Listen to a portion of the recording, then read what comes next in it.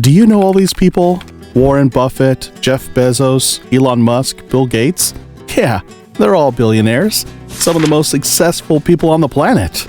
But here's something most people don't realize that goes beyond the money, beyond the fame. They all follow core Stoic principles.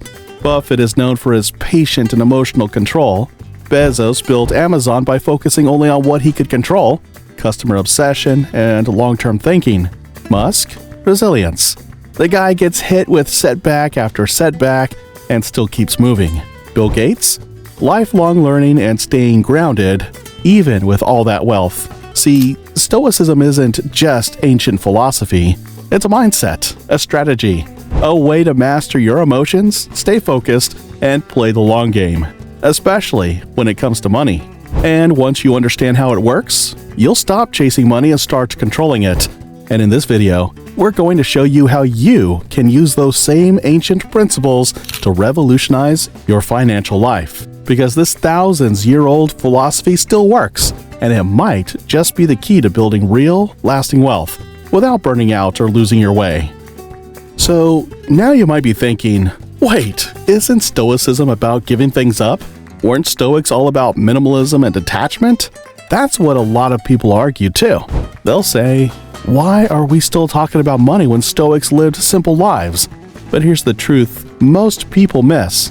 Nearly all the OG Stoics, Seneca, Marcus Aurelius, even Zeno, the founder, they weren't broke philosophers sitting in caves. They were actually wealthy, some of them insanely wealthy for their time. Seneca was basically a millionaire in ancient Rome. Marcus Aurelius, the emperor of the Roman Empire, doesn't get more baller than that. But here's the key difference. They weren't owned by their wealth. They believed in having money but not letting money have them. Seneca literally said, "It is not the man who has too little, but the man who craves more that is poor." That right there, that's the mindset shift. And if we fast forward to today, we're living in the most abundant time in human history. You've got food delivery, streaming, shopping, all in your pocket. But instead of feeling rich, most people feel anxious, always chasing, never satisfied. That's why Stoicism is so powerful right now. It gives you a framework to stay grounded, to use money as a tool, not as a drug, to focus on what you can control and stop getting pulled around by what you can't. Look at someone like Warren Buffett. Dude lives in the same house he bought in the 1950s. Doesn't flex, doesn't care. He once said, if you buy things you don't need, you'll soon sell things you do need. Straight up Stoic energy right there. So no, Stoicism isn't anti-wealth. It's about being rich in the right way. Rich in character, discipline, and purpose. And when you get that part right, the financial side becomes way easier to handle. So how do you go from just hearing this to actually living it? Here's where it starts. Let's kick it off with one of the hardest but most powerful shifts you can make, which is demand the best from yourself. Epictetus, a man who literally started life as a slave, once asked, "How long will you wait before you demand the best for yourself?" That line hits, because most people don't. They settle, they coast, they do just enough to get by, and then wonder why they're stuck. The Stoics weren't about chasing money, but they were about becoming excellent. And when you become excellent at what you do, the money tends to follow. Look at Steve Jobs, Serena Williams, Elon Musk. These people demanded excellence from themselves. And as a result, they ended up at the top of their field because wealth is often a side effect of value. And value comes from mastery. So whatever your thing is, writing, coding, teaching, selling, go all in. Get ridiculously good. That's the Stoic way. Next up, Stoicism doesn't mean sitting still and hoping for the best. In fact, it's the opposite. Be proactive and create your own luck. Seneca nailed it when he said, "Luck is what happens when preparation meets opportunity." You want to be lucky? Then start preparing like your life depends on it. Because it kind of does. Learn new skills, build your network, try new things, pitch ideas, start side hustles, because if you're just sitting around waiting for life to hand you something, you're already behind. Look at Jeff Bezos. He didn't wait for the perfect moment to start Amazon. He saw the internet growing and took a risk. Preparation met opportunity, and it exploded. When you become someone who creates value, not just consumes it, money, clients, and offers start coming to you. Now, this one's huge, especially when it comes to money, because nothing wrecks your finances faster than unchecked emotions. Invest like a Stoic. Here's where Stoicism really shines, in the chaos.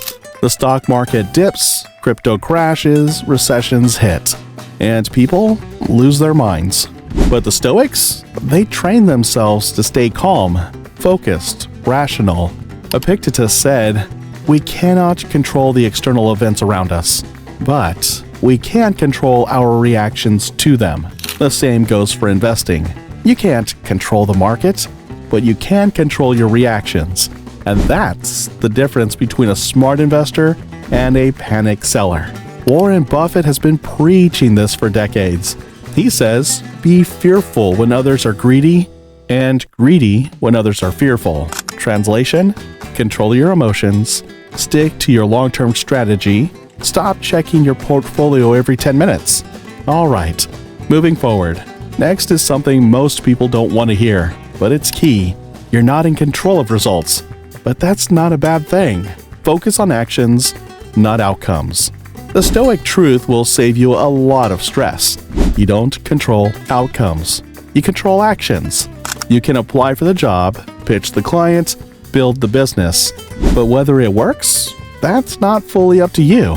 Seneca reminded us, the whole future lies in uncertainty. Live immediately. So focus on showing up. Be consistent, save, invest, keep learning. If you do that long enough, good things tend to happen. But don't obsess over the numbers or try to control every outcome. That leads to frustration, not freedom. And finally, when life punches you in the face, this is the principle that'll keep you going. Obstacles make you stronger. And finally, my favorite Stoic line of all time from Marcus Aurelius: the impediment to action advances action. What stands in the way becomes the way. In other words, your challenges are your path. You lose a job? That could be the thing that pushes you to start your business. You get rejected? Cool. Now you learn and get better. Every successful person has been through this. Elon Musk had rockets explode. Steve Jobs got fired from his own company. Oprah got told she wasn't fit for TV. But they didn't fold. They adapted. Wealth. Real long-term wealth isn't built by people who never fail. It's built by people who fail, learn, and keep going. Because Stoics don't just survive the storm, they grow from it. So yeah, wealth isn't just about dollars, it's about mindset. And when you start living with these Stoic principles in your back pocket, you don't just make more money, you make better decisions, build real resilience, and actually enjoy the ride. All right, so we've talked about mindset, how Stoics think about success. But now, let's get real. Because at the end of the day, it's not just about how you think, it's how you handle your money that matters.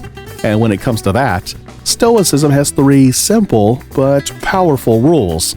First, frugality. Let's be honest, most of the stuff we buy, we don't really need it. Half the time, we're just trying to look cooler or feel more important. But Epictetus said it best. Wealth consists not in having great possessions, but in having few wants. Frugality isn't about being cheap, it's about being intentional. You don't need the newest phone every year. You don't need to lease a fancy car just to feel successful. Warren Buffett still lives in the same house he bought in the 50s. He's not trying to prove anything because he doesn't need to. And honestly, that kind of quiet confidence is way more powerful.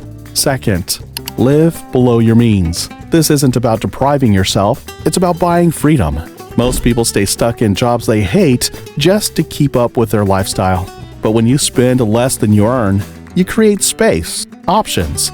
Seneca said, "Wealth is the slave of a wise man, the master of a fool." So don't just chase more money, learn to keep it, grow it, and use it on your terms. And last, give. This might sound soft, but generosity is Stoic too. Not for show, not for status, It's about reminding yourself what money is actually for. Marcus Aurelius said to use your resources for the common good, and he was the emperor of Rome. When your money aligns with your values, when you help people, support your family, give where it matters, you stop chasing validation and you start feeling fulfilled instead of just full. Now, to sum up the whole discussion, and if you take anything from this video, let it be this: you don't need to chase wealth. You need to build it with intention, discipline, and purpose. And when you live by these Stoic principles, money stops being something you stress over and starts becoming something that works for you. If this video gave you a fresh perspective, go ahead and hit that subscribe button, because we've got more videos just like this, all focused on helping you build a smarter, calmer, and more powerful financial life. Check out the channel for more such videos. See you in the next video.